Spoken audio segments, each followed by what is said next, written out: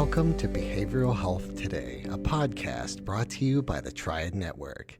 This podcast is designed to share trending topics occurring within the world and our communities and bring them a behavioral and mental health perspective.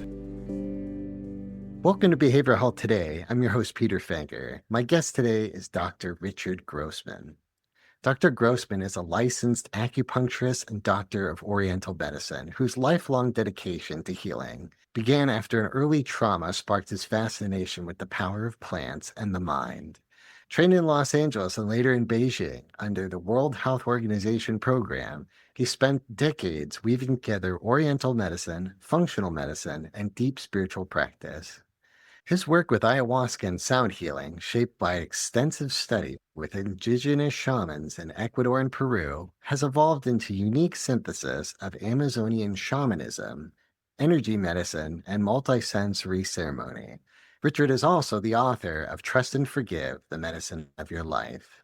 Today, he guides individuals toward profound emotional, physical, and spiritual healing, always rooted in his core intention to help others out of suffering by finding a source of joy within. Our episode today explores Richard's journey from early trauma to a lifetime of healing, diving into spiritual and therapeutic dimensions of ayahuasca, the role of music and multicultural ceremony, and the integration of plant medicine insights and how personal transformation contributes to collective healing. Well, I'm very excited to have Richard on the show with me today. Richard, welcome to our show. Very excited to have you. Very great to be here. Thank you. Yeah, likewise. I know I've had a lot of fun learning more about you and your work and really your lifelong path toward healing. But I'm really kind of curious. I know that early experiences kind of shaped both physical and emotional trauma, inspired your fascination with medicinal plants. Can I ask, how did those early experiences influence your lifelong path into healing? Starting off with being born, I'm going to leave that part off because I don't quite remember all of it clearly. I don't remember any of Yeah. it really. Mhm. But when I was quite young, I can't recall exactly, around 4 or 5 years old, I got a bicycle for my birthday. Mm. And one thing led to another. It was a rainy day in Los Angeles, and it rain had just finished, and everything was wet and slippery, and the bicycle got stuck in a place where somebody could ride it, and the rear wheel would spin very rapidly. And a friend of mine was doing this, and I'm looking at the rear wheel, and with the innocence of a child, of a barely, out of a babyhood, I thought to myself, and I don't know where this thought came from, if I can't see it, is it still there? And I put my finger into the spokes. And that was intense, to say the least. It ended with me having only a part of an index finger.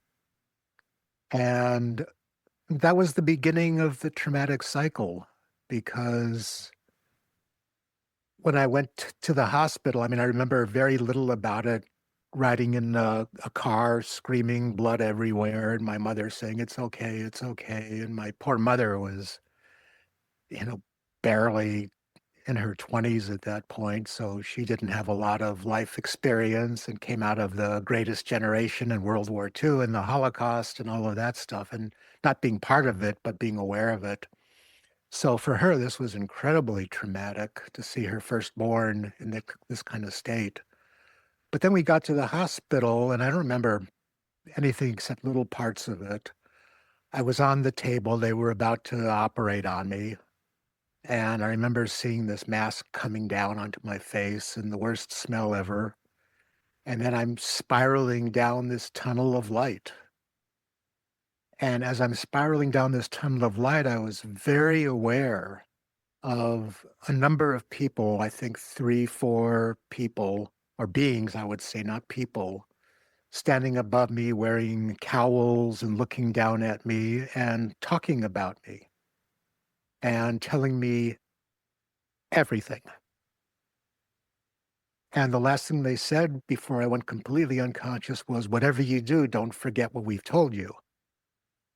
And of course, when I came to, that's all I remembered. Don't forget anything that we told you. And I forgot everything that they told me, at least consciously. But, that was an incredibly powerful altered state of consciousness in a being who was theoretically not ready for it, child, Mm, baby. And so that kind of broke me in a lot of ways as I'm growing up. mm, I was aware for much of my life that I was broken, that I wasn't like everybody else.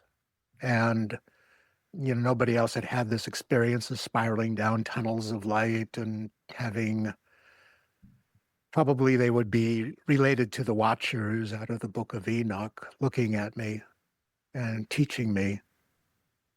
And and so that led to a need for healing that I didn't realize was a need for healing till I hit my early teens. mm, And I was incredibly interested in all things spiritual at that point. I was starting to read spiritual books, the first one being Zen Flesh, Zen Bones, which I recommend to everybody to read. It's a phenomenal book even now.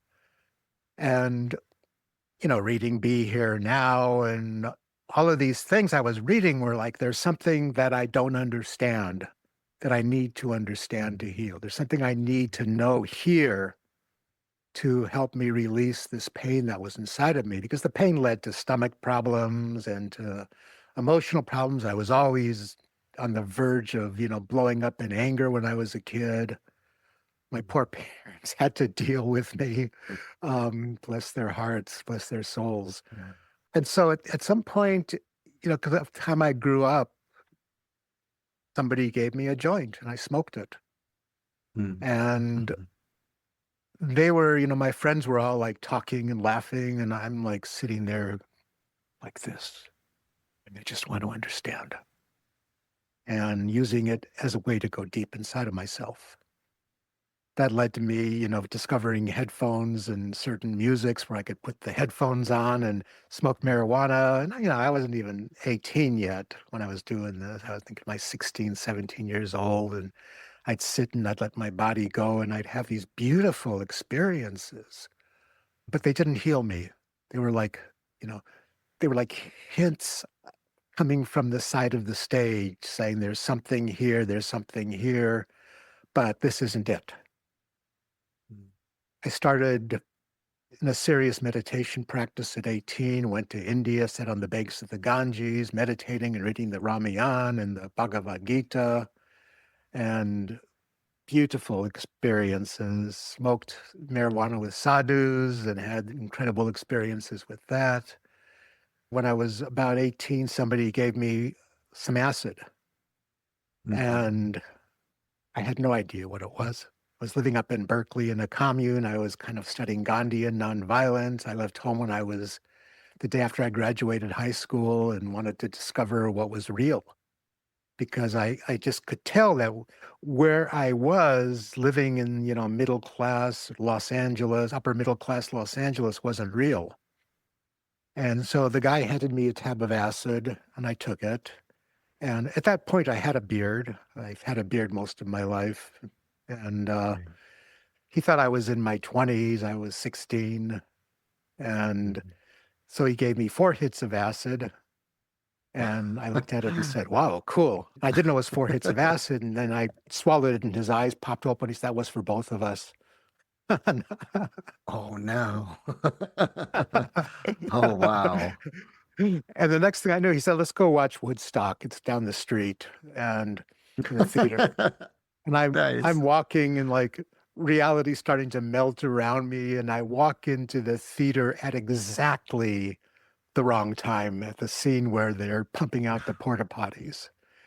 And Mm. I'm like, this is too much. I'm going home. And unfortunately, I went home, or fortunately, went into Right. my bedroom and I had no basis for what was happening. Reality was dissolving around me. I was feeling cosmic cosmic energy all Mm, around me. mhm. And it terrified me, Yeah. terrified. And because, even though I was having this beautiful experience on one hand, the trauma was like, I'm going to eat you. I'm going to Mm. devour you. I'm going to put you in fear. Led to one of the people in the commune. This is the funniest story, but I'm not going to say it because it's in my book and it's kind of weird. But the funniest story was somebody handed me a copy of Tim Leary's The Psychedelic Experience, Mhm. and which was based on the Tibetan Book of the Dead, for those of you who don't know it. And I started reading it, and the letters were turning into Sanskrit in front of me, and it was like, whoa, this is wild. And it was like, just surrender to the light. And I sat Mm. down and I surrendered to the light and Mm. had the most beautiful of all experiences I think a human being could have. And it Yeah. made perfect sense to me. And I was there, I don't know how long, but it was so beautiful. And then I had to Mm. pee. Nothing I was seeing made sense. I was in Yeah. this old building in Berkeley, and I went to pee, and the pee was making these beautiful noises, turning into patterns of light in front of me. And I left the bathroom, and, Wow. and one of the people in the commune, who happened to be a Mormon elder, looked at me and said, "Oh, you're getting over an illness up there." Mm. And I'm like, walked into my bedroom, sat down, getting over an illness. Socrates, in his last words, set a cock for Asclepius because he was giving a sacrifice to the gods to welcome his death. So I'm dead. This is the Bardo state. Because I got as far in the book as Bardo's, right? This is the Yeah. Bardo state. And, I'm like looking out the window, and 1 minute Berkeley is hell and flames and, stuff. And the Mm. second minute it turns into heaven, and then hell, then heaven, then hell, then heaven. And I didn't come back from that for a long time, for Mm. several years. Not totally. I mean, not totally. I wasn't like completely psychotic, just mildly psychotic, I would say. Mhm. And I'd walk down the street and there'd be monsters coming out of the sewers. And, like, well, just brush your teeth and brush your hair and don't tell anybody because they'll put you away for this. So Mm. it's like I had gotten a certain distance in that psychedelic experience, but I hadn't Yes. gone far enough.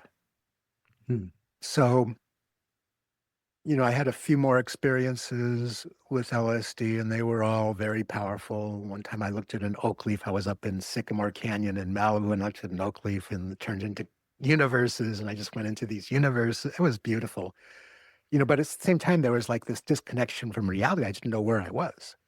Mm. I didn't know who Mhm. I was. I didn't have any idea. So some years passed, and I decided I wanted to study Oriental medicine, and went through a 3-year program, ending up in China, doing Tai Chi, taking Chinese medicine, getting acupuncture.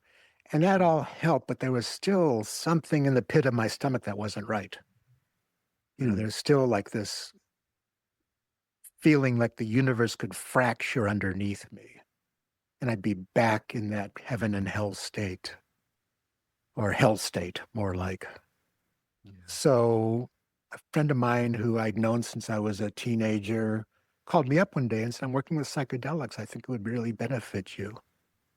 He Mm. left his healing practice to become a psychedelic therapist before that anybody was a psychedelic therapist practically. And so we started working with various plant medicines and chemical substances, and they were good, they were good, they were good. They help, they help, they help, but still, no, still I was in Mm. pain. And then he vanished from my life for a while, and then called me up one day and said, "I just got back from the Amazon and I have some ayahuasca with me. This is going to be what's going to heal you. Want to do it?" And I thought about it for about a thousandth of a second and said, "Absolutely." And he said, "Okay, come by, in a few days and we'll do this. And next thing I knew, I had a Mhm. cup in my hand and I'm drinking this cup. And this was his early day. I think when I was one of his first people he worked with. In my book, he's El Viejo. I can't say his name, but he's El Viejo in my book. Mhm. And had the most extraordinary experience of lifetimes of healing. Mhm. And the first visionary state, well, the first thing was, of course, the beautiful ayahuasca fractals and sacred geometry. And I'm lying there going, I can get into this. This is very nice. I love this. But then like something Mhm. switched, and in an instant, I was looking at a Nazi concentration camp. Mhm. And an instant later, I was in the Nazi concentration camp Mhm. as a Jew about to be executed, basically. And I'm thinking to myself, I knew it wasn't real. I knew it was a vision because I could still feel my body lying down in the room and I could still hear the music being played. But it was so real and so three-dimensional, like something have had very few times that happened to me. Mhm. And so I'm walking in this line of people going towards the ovens or the gas chambers, and I put out this, what do I do? How do I get out of this? And I'm like really like asking the universe, how do I get out of this? Or asking myself, asking God. I don't know who I was asking. I was asking. And this Mhm. voice came in that just said, trust and forgive. Mhm. I'm, no way can I trust or forgive this. What do I do? Trust and forgive. This went on for I don't know how long, a while. And I finally got it, what it meant. And it didn't mean to forgive the situation, to forgive the perpetrators of the situation. It meant to allow what I was experiencing to dissolve into love and dissolve into the winds of time and let the winds of time wash it away. And as soon as I got that, it just like faded away. And I realized while I wasn't there, I mean, who knows about past lifetimes, but while I don't have any heritage that was there, my family came over to this United States around the turn of the century. And so we're not part of that, but it was trust and forgive. And, Mhm. I thought that was it, but then I was someplace else and then someplace else and then someplace else, each time getting more and more horrific in ways. And each time, trust and forgive, let it go, let it go, let it go, let it go. And when it was over, I realized that that wasn't in the bottle, that was in me. Somehow, Yes. somehow Yes. that was in me. And that in forgiving it, I was releasing it from my field and, in a way, clearing the karma of it all out of me. Mm. Mhm. And that was my Yeah. introduction to ayahuasca. Very Wow. powerful, very amazing experience. And I Yeah. want to just What say a if anybody's ever going profound to do journey. ayahuasca, don't expect stuff like that. It doesn't always happen that way. Well, Rarely, I would say. I think what you're doing in that story is you've done a very, very good job of sort of charting that path, right? There's a curiosity that was involved, a longing, a search for something. I'm kind of curious because I know that your formal training has included Oriental medicine and acupuncture and functional medicine. How has those helped reinforce that exploration into psychedelics and healing? A really good question. I'm going to have to think about it a moment because I've always looked at it as two different worlds, that didn't really kind of like went parallel, but didn't really meet. But in thinking about it, I would say that personally, all of that work with Chinese medicine and functional medicine helped me to heal my body enough to where I would be ready to hold that intense psychedelic experience, that intense experience of ayahuasca.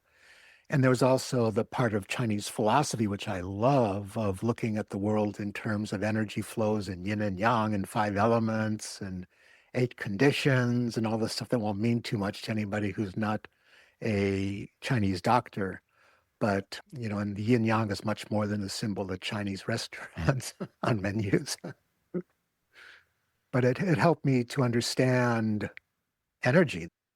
The place where I got Chinese medicine, there were 2 points when I got it. One was when I actually gave somebody a treatment when I was a baby student.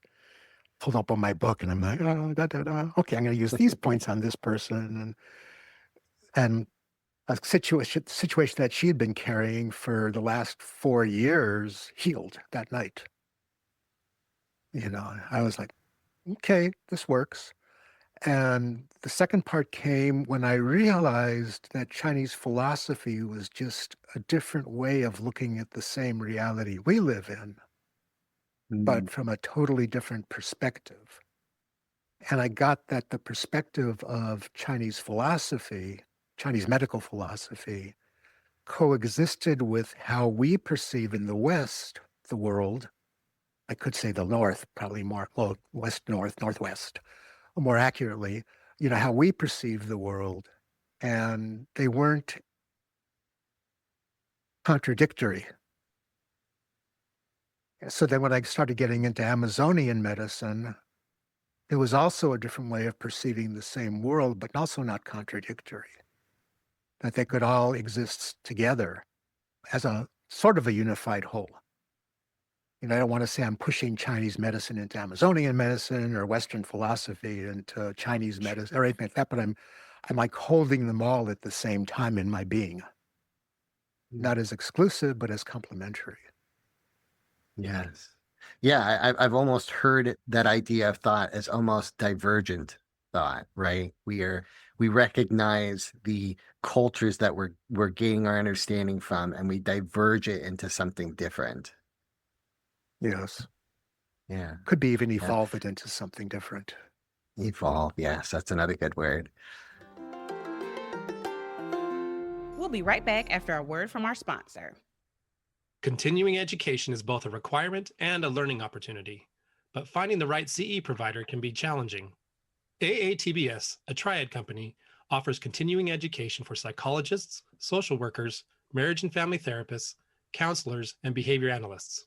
CE courses are available both individually and as part of our new All Access Pass. All Access Pass provides a library of over 250 unique courses. That's more than 800 hours of CEs, with new courses being added every month. As a special offer, Behavioral Health Today listeners can save 15% on CE purchases. Visit us at aatbs.com/BHT and enter promo code BHT15 during checkout. That's aatbs.com/BHT. Check out our library and check off your CE requirements today.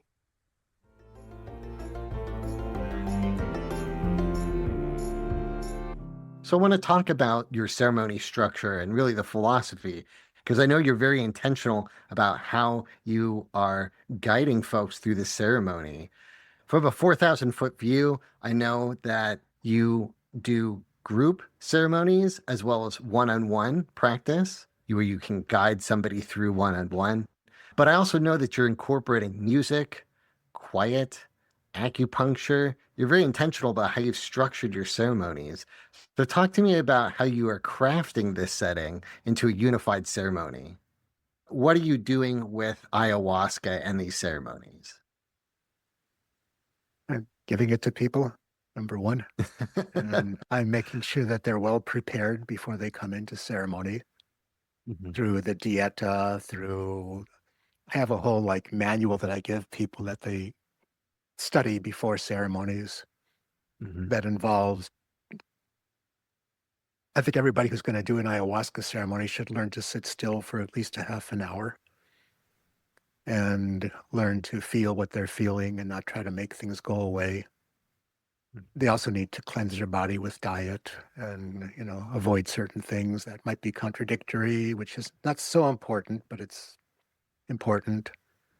And then, when I do a ceremony, I spend at least an hour before the ceremony, before each ceremony, talking with people, talking about how the healing works, talking about what they might come up against, talking about how to deal what happens if they see a 45-foot googly-eyed monster that wants to eat their face, things like that, which also doesn't happen in ayahuasca ceremonies, at least mine. But, I like to inject a little bit of humor into things.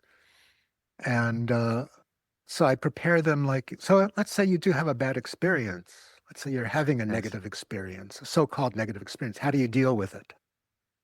Mm. And there's different philosophies about this in the ayahuasca and in the healing world. Like one philosophy is you scream it out, right? You yell and holler and scream and cry and gnash your teeth and beat the floor or beat a pillow or hopefully not beat the person sitting next to you, but you emote it, you get it out. Mm. You talk it out, you explain it, you understand it. And what I saw in many years of attending ceremonies is that people who did this, I saw people who do the same thing for years, and they hadn't healed yet. So what I learned in that first ceremony of trust and forgive, it's like, Yes. can you sit? And I encourage people to sit. Can you sit feeling the pain, feeling the fear, feeling the guilt, feeling the shame, feeling the remorse, feeling whatever it is you're feeling and not engage with it? Mm. Okay. Not try to understand it, not try to make up a story about it, because the story becomes a self-perpetuating cycle. So if you don't make up a story, what is it? There's sensations in your body, there's sensations in your mind, there's neurons firing. And if you stick with it long enough, which could be anywhere from 5 seconds to, the whole evening, but if you stick with it long enough, you hit that place of trust, you hit that place of forgiveness. And whatever it is that's disturbing you during the ceremony has the ability to, and this is a really important phrase I think I created, I don't know, but has the ability to dissolve into the unreality it already was. Mm. Because Yes. these things are not real. The visions are not real. What you experience is not real. The fear, the emotions are not real in big R reality, in the reality of divine, infinite love, joy, peace, and consciousness. That's where they're not real. And so if you can be with it long enough, it dissolves, and then you're sitting there. And it's just you sitting there, you and the music and your breath and the medicine. And that is so beautiful when people get to that stage. I call it the pin drop moment of ceremony, where it's so still and so quiet. If I dropped a pin, it would echo in the room. Mm. It's like this sublime stillness. So, and to get people there, we do some of the traditional kind of ceremony stuff of chanting and songs Mhm. and, but what I've incorporated, which I think is kind of unique, is poetry. Often, we'll have two or three intense songs, and I have some kick-ass people working with me, and I'm pretty kick-ass myself, I have to say. So, Mm. but then there's like that moment where it's a break, and I'll read a Sufi poem or a poem out of one of the spiritual traditions. And those hit so deeply because here it is. Somebody 2,000 years ago was having a similar experience, and this is how they dealt with it. Mm. That's so beautiful. And we also incorporate a lot of instruments, and a lot of people are doing that now.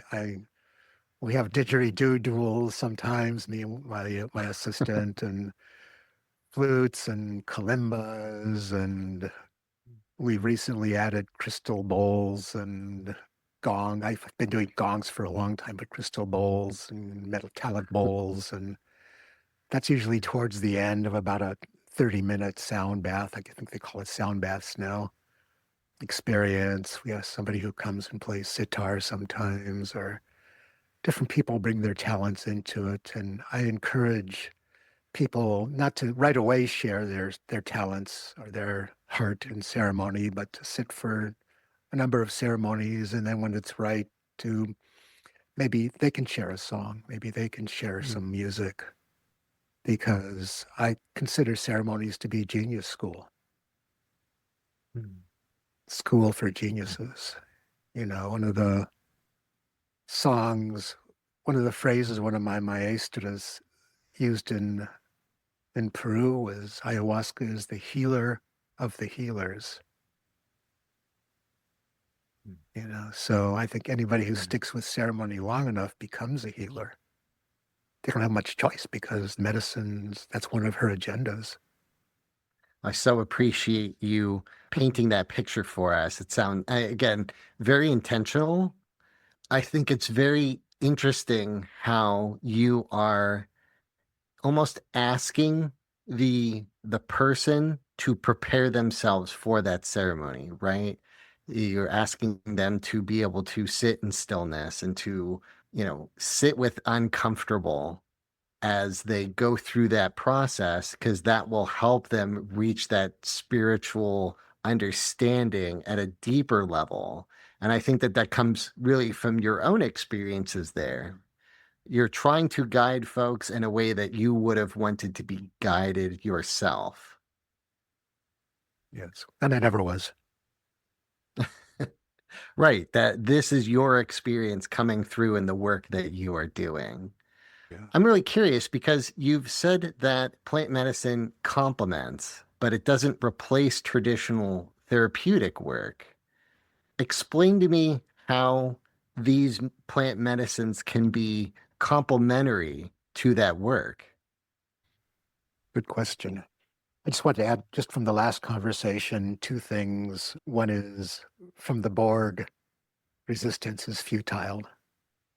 And the other one is what you resist persists. You know, so that goes into ceremony really well. Because my background is in Asian medicine, Chinese Mhm. medicine, and because Asian medicine is looked at as not just acupuncture, not just herbs, not just qigong, not just massage, not just, inner work, but it's looked at as a combination of all of those. And so ayahuasca to me is very complementary with those things. Well, some people are going to need Western medicine. Some people need it. I can't say that that's a bad thing. It would be best if you don't need it, but some people have problems for which they need Western medicine. That's not a problem as long as it's not a contraindicated medicine. Mm. Some of the groups say you can't have any Western medicine at all, and I'm thinking somebody with thyroid who's taking thyroid is going to have a crisis. Somebody who's whatever it Right. is, somebody's going to if they're taking blood pressure medicine, you don't want them to stroke out in the ceremony room floor. So you got to know what's safe and what's not safe. Certain things will not be safe and cannot be used, but most things are not that dangerous with ayahuasca. So when I work with Wachuma especially, I find Mm. acupuncture can be incredibly valuable. Mm. I've only done it a couple times in ayahuasca, and it was kind of intense for me to stick needles in people when I'm on the medicine. Sure. But in Yeah, I can Wachuma, it imagine. seems very natural to scan somebody, find out where they're out of balance and where they might be stuck. And most people get stuck in their solar plexus. So Mm. sometimes just sticking a needle in that place in the solar plexus where they're stuck can begin a beautiful process of releasing that stuckness there. Mm. People who are too in their minds, there's points that'll calm the mind and open up the spiritual world. Yeah. There's points that'll just like somebody's angry, there's points that'll diffuse the anger. Not take it away, mind you, because my goal is not to Yeah. take anything away. It's to Mhm. harmonize and balance. And that's what Chinese medicine taught me. is that it's Mhm. really about harmonizing and balancing. Of course, when somebody's in the purge process, they're taking stuff away, they're Yeah. giving stuff up. And that's a powerful aspect of Chinese medicine that is not of acupuncture, of ayahuasca that is not unknown in Chinese medicine. Yes. Mine got ahead of me there. Well, what I love about this approach that you're offering is ayahuasca, specifically the plant medicine that you're dealing with. It gives an opportunity for us to resolve emotional trauma, for us to resolve some of those emotional stuckness. And what you're showing, especially in the ways that you're integrating a couple different practices in this ceremony, is that, through our body, somatic work, you're talking about acupuncture, there are other ways that we can help push that process along. But ultimately, it is the person's journey to kind of resolve those things. You're just merely giving them an environment and an opportunity to come in, see what you get out of it, and hopefully on the other side of this, you can see real transformation. Yeah. If a person finds that place in their heart that is love, Yes. not love of or not love for, not love because, but just as pure, perfect love, person can find that during ceremony. And to find that, you have to be willing to let go of all the stuff that's not love. Mm. And if you can find that, life is transformed forever. Yeah. It's not the end of the journey, it's the beginning of the journey. Okay. Yes. Yes. Yes. You reach that point, and for the next step is for it to radiate out. Yes. Talk to me a little bit about how this spiritual practice almost ripples out into community aspect, right? You talk about how once we reach that place of love, the next step is just the beginning for communities, for others in our life. How have you seen breakthroughs influence the greater community? I'll give you one example that's the most dramatic one that I know of. There was a woman who came to ceremony who had broken communication with her mother, and her mother had broken communication with her 20 years prior. Mhm. They hadn't spoken, they hadn't seen each other. There was nothing but hatred between them. During that particular ceremony, she handled that. She Mhm. forgave her mother. She handled it. Wonderful. I mean, it was like magic, beautiful. Ceremony ended. She turned on her phone, and guess who had called her Mm. Wow. for the first time in Wow. 20 years? It was her mother, obviously, but it was her mother. Yeah. And so her healing allowed her mother to heal. That was dramatic. Yeah. I was jaw dropped. Okay. And again, don't expect things like that. That's magic. Right. That's miracle.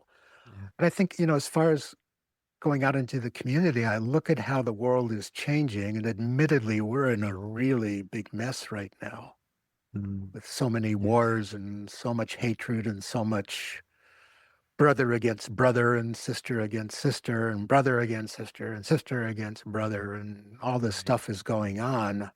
And the environment's collapsing and global warming. And all of these things look quite hopeless to me when I look at it through these eyes. When I look at it through the eyes of my heart or the eye of my heart, I wonder if maybe this isn't that point in ceremony where things are really intense. You're purging your guts out. You want it to end. Everything is going wrong. And yet this is part of a purification.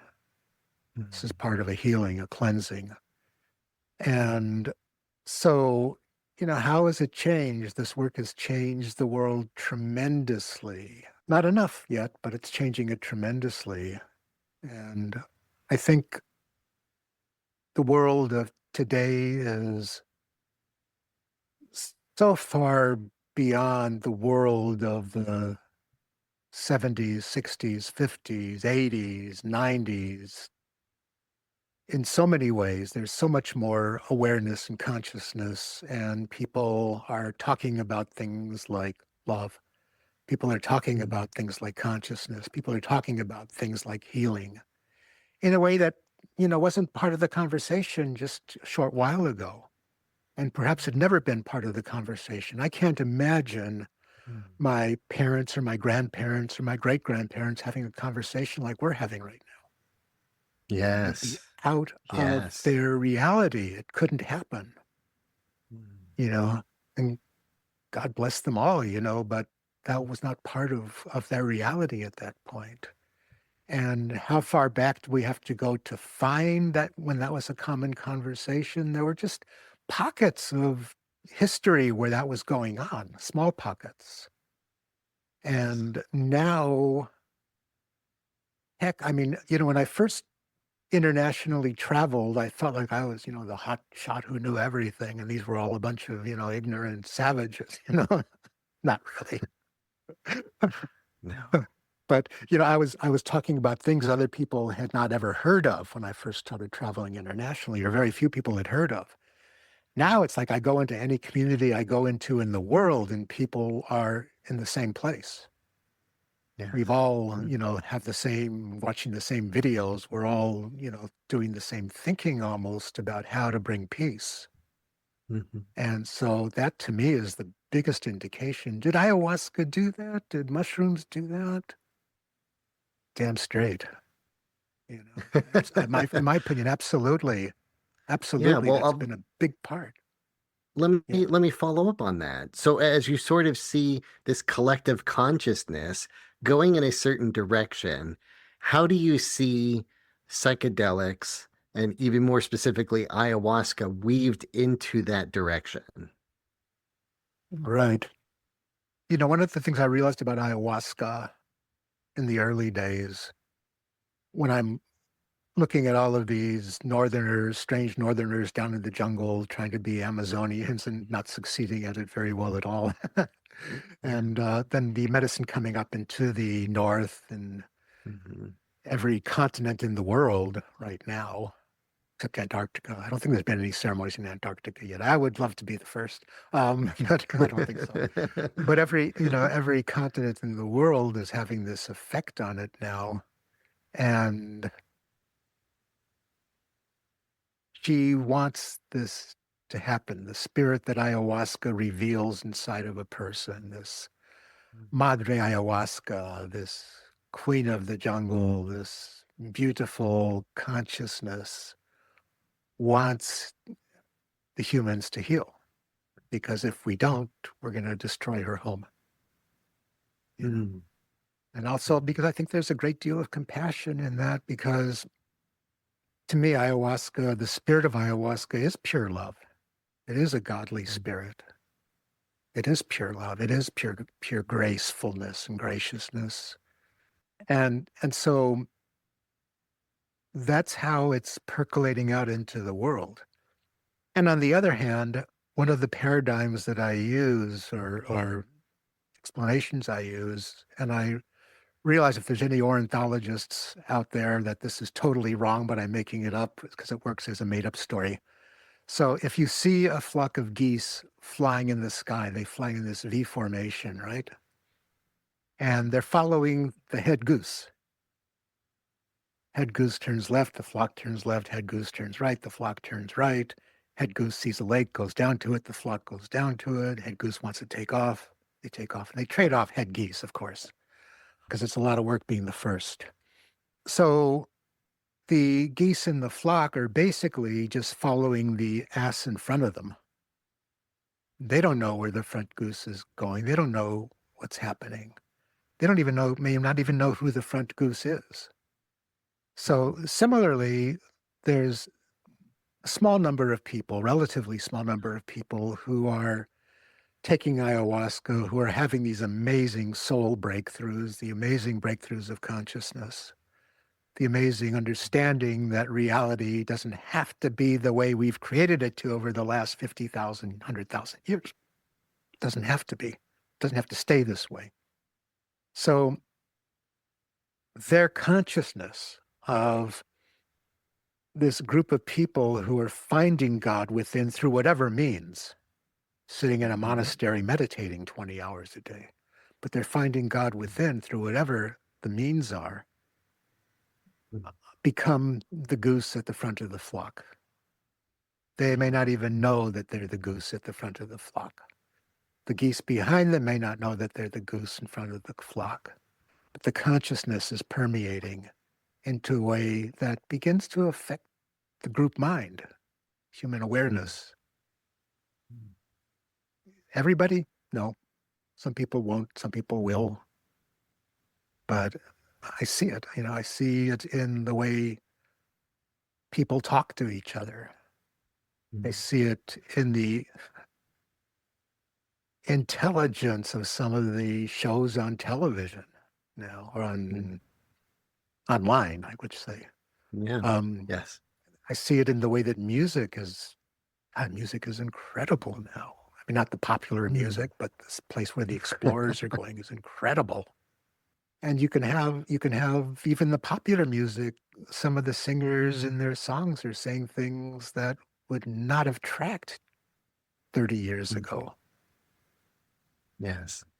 Yeah. What's that song? I've I realized the problem is me. I'm the problem. yeah, yep. You're quoting Taylor Swift. That's right. Taylor Swift. Yeah. Yeah.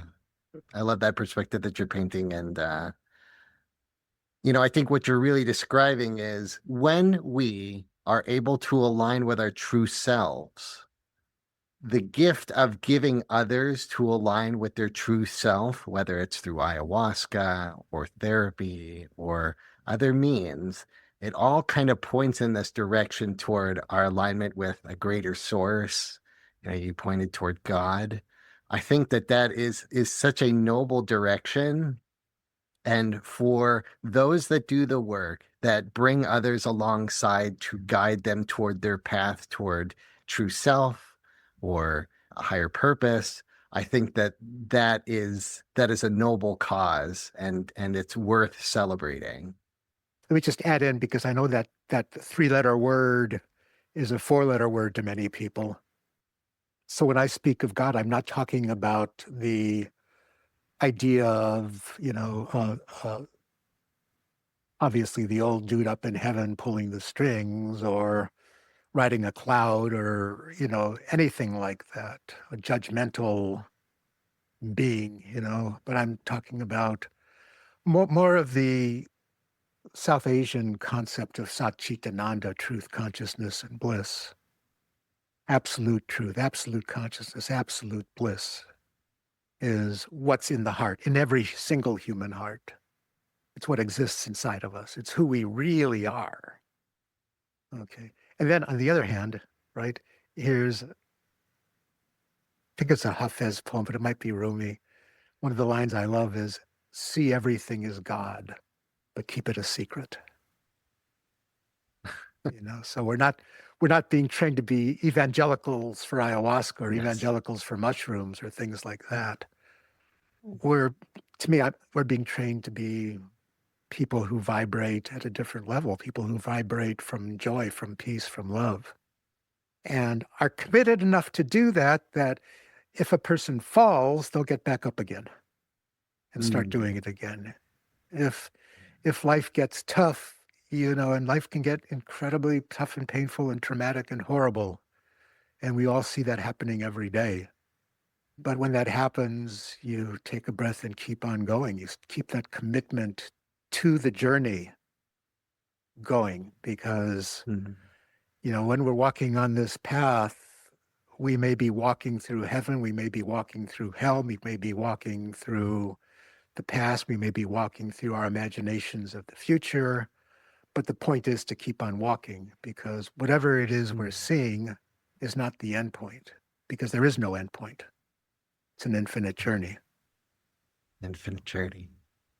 I Infinite love that. journey. Yeah. Well, Richard, as we wrap up today, just leave our listeners with a little word. And I want to ask you, for those that might be curious, what guidance might you offer about the power of plant medicine? On one hand, be very careful. because you are dealing with incredibly powerful substances. And you want to make sure that you find somebody who can be a companion. I'm not going to say even a guide, but somebody who could be a guide and a companion on this journey for you that is clear, is clean, has done their work, is not operating out of self-interest or out of an unhealed ego. And there's way too many people doing that right now. Make sure that they're walking a path of complete integrity. People will fall, but if they, do their healing to bring themselves back into harmony and balance, they learned from it. But some people use the power of plant medicines for their own needs, for their own reasons, and avoid those. The second thing is don't watch a lot of YouTube videos from people doing ceremonies, because a lot of those things are people who are crazy. There's some really good ones out there, but use discernment, be discerning. Is it opening your heart, or is it taking you into fear or anger or judgment?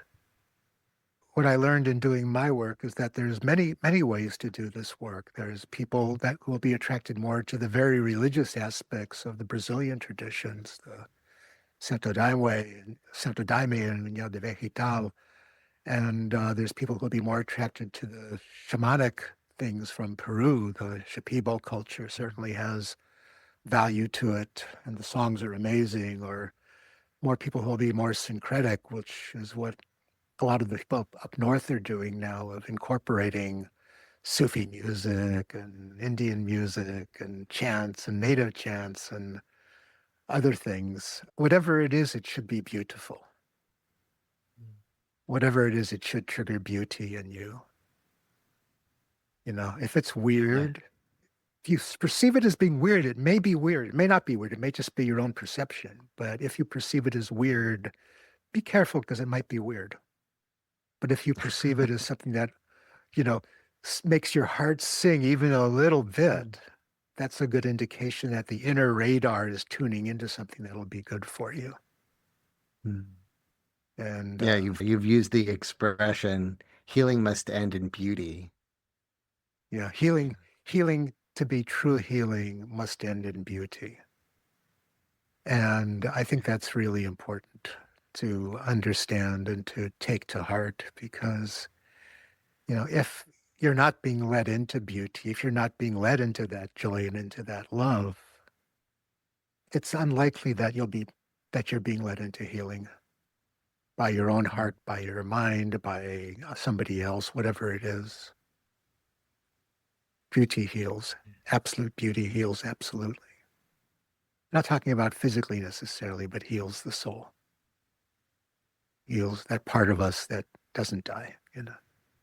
Well, Richard, thank you so much for taking the time to speak with me today and sharing with our listeners your unique contribution and approach to plant medicine, and really emphasizing that ayahuasca is a spiritual practice and sharing some of your perspectives around that. So I so appreciate your time. But before we go, share with our listeners where they can connect with you and learn more about you and your work and your upcoming book. Where can they do so? I'm holding up a book. Trust and Forgive, the Medicine of Your Life. The stories that I told today and the ideas and philosophies I share is just a little bit of what's in this book. And there are stories that will astound the person who reads them, and ideas that might astound you. And it's based on, 20 years of experience working with plants, 20 plus years, and almost 40 years of working with healing. So it's a really deeply beneficial book to read. I have a website that's based on Egyptian cosmology. It's called Heart Feather.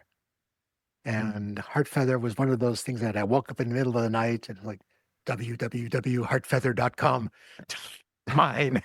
And it's based on the idea, it's based on the idea that when a person dies, this is Egyptian, okay? When a person dies, they're put in front of Osiris, who takes their heart out and puts it on a scale. And then Ma'at takes the scale and holds it up and puts a feather on the other side. And if the heart weighs more than the feather, the person is denied admittance into the beautiful heavenly realms.